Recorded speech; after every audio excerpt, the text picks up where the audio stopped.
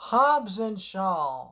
This is the Fast and Furious spinoff, and the last movie I have to review before one of the last movies before I review Fast and Furious 9, which will be the finale of my Fast and Furious series of reviews, which I'm reviewing all the movies and lead up to Fast and Furious 10 coming out, Fast X.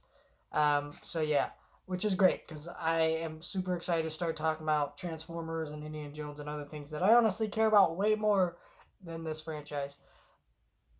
This movie was fine. I didn't really care about it, to be honest.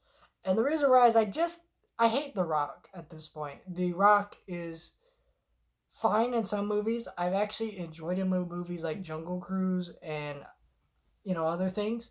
But I feel like at this point I'm just bored of the guy. I was watching this movie and every scene he was in I was just bored to tears. I'm just like there's no emotion here. He's trying to give some charisma. He's not doing that great of a job.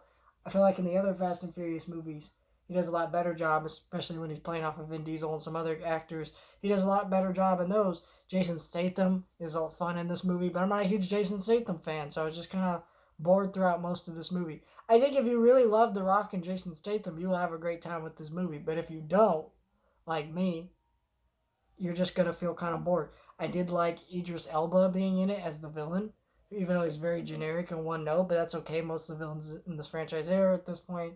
He was kind of fun in the movie.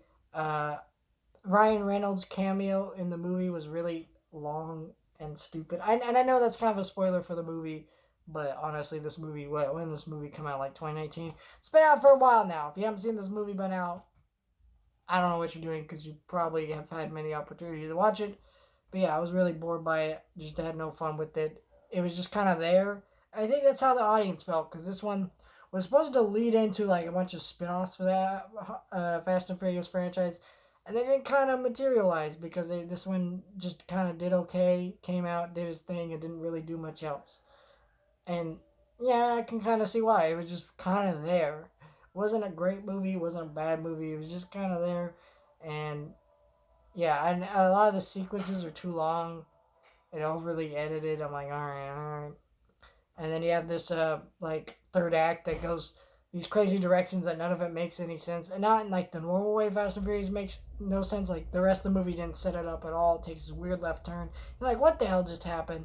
And not in like, what the hell just happened? I'm having fun. More just like you're just confused of why this needed to go there and what it was doing. But yeah, it just wasn't great. I didn't care about this movie. Hopefully Fast 9 will be something interesting to watch, I guess. But yeah, I did not like this movie. But yeah, we'll see. Hopefully Fast 9 will be better, but honestly I haven't heard great things about that movie. So yeah.